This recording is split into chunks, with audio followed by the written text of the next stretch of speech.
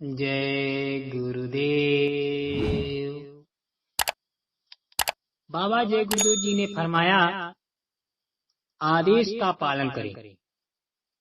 भगवान के हाथों में तुम्हारी बुद्धि की दुम है।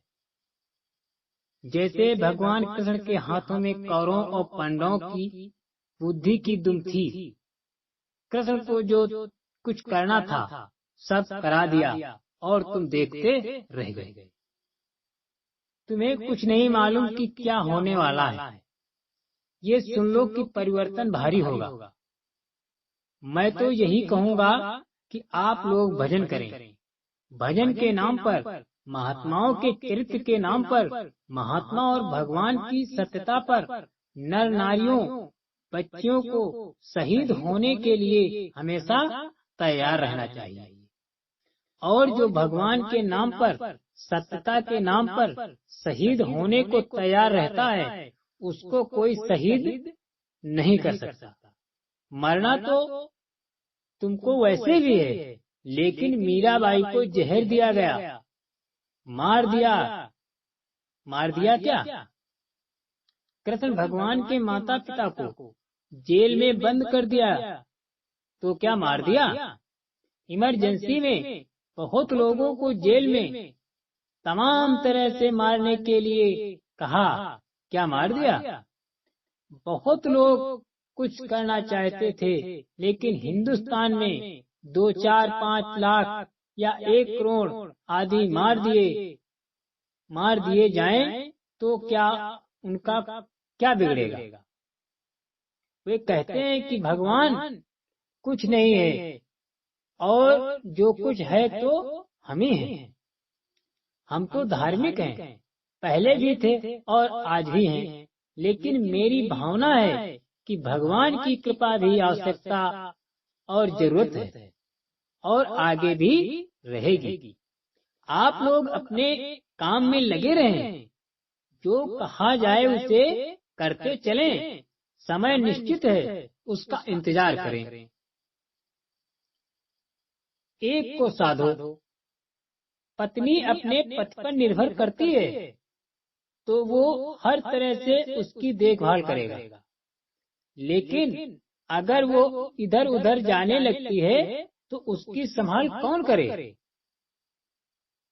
तो एक को साध लिया तो सब हाथ में आ गए। सबको साधने में लग गए तो कोई भी हाथ नहीं आएगा। जानवरों को भी तकलीफ होती है। महात्मा चाहते हैं कि 84 का चक्कर खत्म हो जाए। अभी बन जाए, अभी बनाओ। तुम्हें मौका मिला है, फिर आगे का करो ना भरोसा। फिर आगे का भरोसा ना करो। शाकाहारी रहो और ये सोचो कि अगर कोई मेरी खाल खींचे तो कितनी तकलीफ होगी। वैसे ही जानवरों की खाल नोचते हो तो उन्हें भी तकलीफ होती है। वो भी पीड़ा से ही चिल्लाता है। मनुष्य होकर तुम्हारे दिल में दया आनी चाहिए। तीनों साधन जरूरी।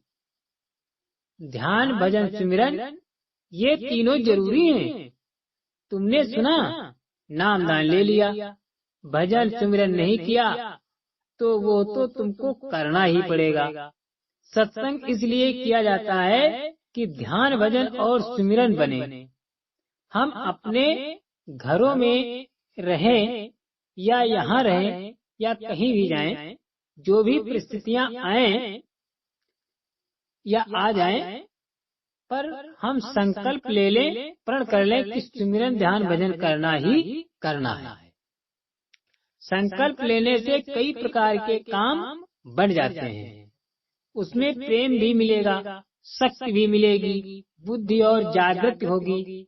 जब तुम छोटे बनकर रहोगे, दीन बनकर रहोगे, तो दूसरों की सेवा पर तुम्हारी सेवा का लाभ होगा। फिर लोगों को ये असर होगा कि तुम्हारा भाव, तुम्हारी श्रद्धा अच्छी है, तुम्हारी सेवा बहुत अच्छी है। ईमानदारी में बरकत। जो नामदानी प्रेमी है उनको ये समझकर काम करना चाहिए कि हमारे ऊपर बोझ न रह जाए। जो बोझ लदा है उसको खत्म करो, नया लादने की जरूरत नहीं है। वही काम करो जो जरूरी है। ये नहीं कि चोरी करो, धोखा दो, झूठ बोलो, यही आपके लिए दुखदाई बन जाएगा। ईमानदारी से काम करो, ईमानदारी में बरकत होती है। जब बरकत होती है तो सब पूरा पड़ जाता है, सब काम हो जाता है।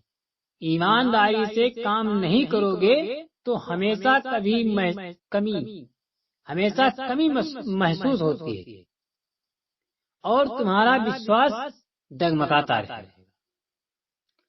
सत्संग से विवेक, सत्संग से, भजन से बुद्धि में विवेक आता है। ये समझ में आता है कि जब सब कुछ छोड़कर जाना है तो क्यों न ईमानदारी से काम करें। झूठ, धोखाधड़ी, फरेब, फितरत से क्या मिलेगा। आपको समझ में न आए तो गुरु महाराज से पूछो कि कहाँ खर्च करें, कैसे खर्च करें, वो आपको बताएंगे। ऐसे सफाई होती है। फिर मन में वैराग्य उत्पन्न होता है। हमेशा याद रहता है कि सब कुछ छोड़कर जाना है तो किसी चीज में दिल नहीं लगता है, मन खिंचा खिंचा रहता है। भजन में तकलीफ नहीं, मन दुनिया में रमा रहता है, उसी को पकड़े रहता है, इसी में देर होती है। इसीलिए भजन में तरक्की नहीं होती है। भजन में कोई तकलीफ नहीं है। अपना ध्यान इधर से हटाकर उधर लगाना है। शरीर बैठा रहेगा, श्वास आती जाती रहेगी। तवज्जो की बात है, दिल इधर से उदास होगा, उधर लगने लगेगा। संत सर्वशक्तिमान होते हैं। ये बड़ा गहरा बंधन है। जब गुरु महाराज को विशेष कृपा और दया हो जाए तभी छूटता है, नहीं तो छूटता नहीं है। जिनका संसार से कम लगाव है उनका भजन जल्दी बनता है। जो दुनिया को पकड़े रहते हैं उनका भजन नहीं बनता। वो चिल्लाते रहते हैं कि दया कर दीजिए। जितनी शक्ति, जितना ज्ञान सूरत को हो जाता है, उतनी शक्ति, उतना ज्ञान ईश्वर और ब्रह्म को भी नहीं है। ईश्वर और ब्रह्म भी कर्म बंधन में आ गए। महाकाल पद में तमाम सूरतें रहती हैं, वो यहाँ नहीं आएंगी और न ऊपर जा सकती। संतों की कृपा हो जाए तो उधर से ही ऊपर पहुँचा दें। उन्होंने बहुतों को पहुँचाया। इतनी शक्ति, इतनी ताकत संतों को है, पर उन्हें कोई पहचान नहीं सकता। संसार का संतों से कभी मेल नहीं हो सकता, क्योंकि वो सच्ची बात कहते हैं। जो देखा है और ये देखा कुछ भी नहीं, और मानते भी कुछ नहीं। संतों ने सबका वर्णन किया है। अपने लिए क्या किया? ये मनुष्य शरीर असली काम के लिए दिया गया है कि लोग अपनी जीवात्मा का, सूरत का इस शरीर में बैठकर छुटकारा करा लें और दुखों से छूट जाएं। लेकिन बचपन से ही खाने पीने के विकारों में फंस गए। ये नहीं सोचा कि ये मनुष्य शरीर किस लिए मिला है। उसी सुख की खोज में खाने पीने, देखने सुनने में रह जाते हैं और समय निकल जाता है, अपने लिए कुछ नहीं कर पाते। बोझा कौन उतारे? आपके सिर पर इतना बोझा है, उसको कोई क्यों लेगा? इतना बड़ा बोझा, इसे तो फेंकना ही है। लेकिन आप किसी महापुरुष के आदेशों में रहते, उनकी कही करते, तब तो बोझा उतर जाता। नहीं तो घर परिवार में पास पड़ोस में, नाते रिश्तेदार में कौन किसके काम आता है।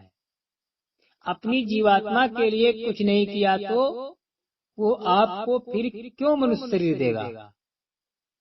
आपके हाथ में तो ये है ही नहीं।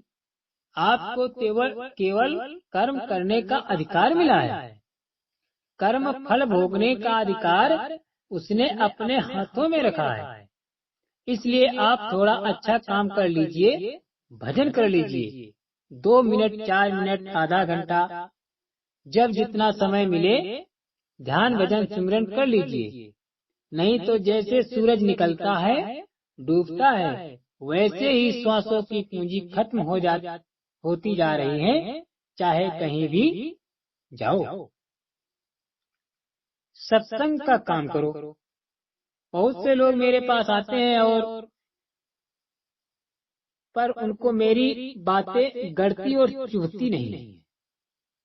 आते हैं, बैठते हैं, वैसे ही सुन लिया और उठकर चले गए। उनको क्या समझ में आएगा। सत्संग सुनो तो सत्संग का काम करो। सत्संगी की रहनी गहनी में रहो, भजन करो। महात्मा तो तुम्हारे साथ मेहनत करते ही हैं। तुम बैठो, वो घाट पर तुमको ला देंगे घुमाकर। अगर तुम घाट से भगोगे तो कैसे काम होगा। सिमरन पका लो तो उसका फल ध्यान भजन में मिलेगा। चरित्र का उत्थान करो, ये सबसे बड़ा धन है। चरित्र से बढ़कर दूसरी कोई पूंजी नहीं है। जय गुरुदेव।